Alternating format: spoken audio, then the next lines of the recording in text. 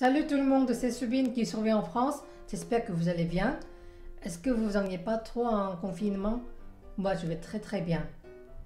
Alors, aujourd'hui, on va voir le langage que les Coréens utilisent très souvent en SMS, genre l'abréviation. En fait, moi, j'ai commencé à apprendre le français à Lyon.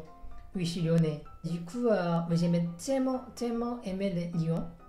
Et heureusement, je me suis fait beaucoup d'amis français là-bas. Et on s'est beaucoup parlé en texto et tout. Mais une fois, ils m'ont écrit des trucs bizarres. TFQ, TQT. Mais j'étais trop perdu. Ça veut dire quoi? Et après, ils m'ont expliqué que c'était tu fais quoi ou t'inquiète, etc. Et depuis que j'en connaissais, j'utilisais que des mots comme ça. Parce que c'est très pratique et c'est très facile à écrire. Et du coup, c'est pour ça que je voulais vous dire, je voulais vous apprendre des choses comme ça, abréviation. C'est pour ça que j'ai préparé cette vidéo pour vous. Mais t'as pas d'amis coréens à qui tu parles en texto? Mais t'es que je suis là pour toi. Si t'as pas d'amis coréens à qui tu parles en texto, tu t'inscris tout de suite aux applications genre HelloTalk, Mif, Tandon. Ce sont des applications où tu peux te faire des amis coréens et tu peux faire échange de la langue. Mais attention, à ce qui paraît, il y a beaucoup de pervers et des gens bizarres. Mais il faut attention mes abonnés. Alors là, je vous montrerai des petites expressions, des petites abréviations les plus courantes par texto. Alors c'est parti. La première c'est iung qui veut dire oui. Ça vient du mot Avec tu enlèves petit bar et tu tournes à droite 90 degrés. Là, c'est iung. Ça veut dire oui. Et si tu mets qu'une seule iung, ça veut dire oh, qui est plus sec. Le deuxième, c'est niun, qui veut dire non. Ça vient du mot d'anglais no. Après, on a pris que des consonnes niun. Non. Le troisième, peut-être que vous avez déjà vu, c'est kiok, hiet, qui veut dire ki, ha, pour rigoler. C'est comme MDR en français. Mais c'est pas forcément pour rigoler. Mais on met ça presque à chaque fois. Parce que sinon, ça a l'air trop sérieux. Si tu mets pas kiok ou hiet, on te trouve très sérieux. Du coup, c'est un peu obligé de mettre kiok et hiet à la fin à chaque fois. Et aussi, il y a une petite nuance en fonction de le nombre de lettres. Kiok et hiet. Si tu mets juste une seule fois kiok, ça a l'air un peu sec. C'est comme ricanement, comme ça. Et si tu mets deux fois kiok, c'est normal. C'est normal, c'est une phrase normale.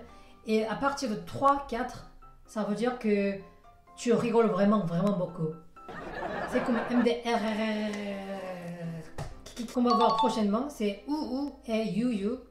Peut-être vous avez déjà écouté de la musique de Twice, Titi.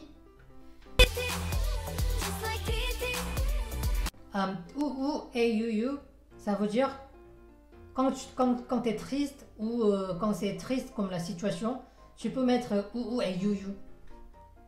C'est aussi en fonction de le nombre, ça montre que le niveau de triste. Ensuite, iun kiok, ça veut dire d'accord. Ça provient de l'anglais ok. Ensuite, 기억 시옷, qui veut dire merci. Ça vient du verbe 감사하다. On a pris que les consonnes du 감사. Du coup, 감사. 기억 시옷. Ensuite, 지읒 시옷, qui veut dire désolé. Ça provient de la verbe 죄송하다. On a pris que des consonnes du 죄송. Et ça serait parfait de mettre ce marqueur qui veut dire la transpiration. 지읒 시옷. Transpiration. Là, on va voir trois insultes. Premièrement, 시읍, qui veut dire putain. Ça vient du mot 시발. Et deuxièmement, c'est 비읍, 시옷, qui veut dire crétin ou idiote. Ça vient du mot 병신. Hey, 병신.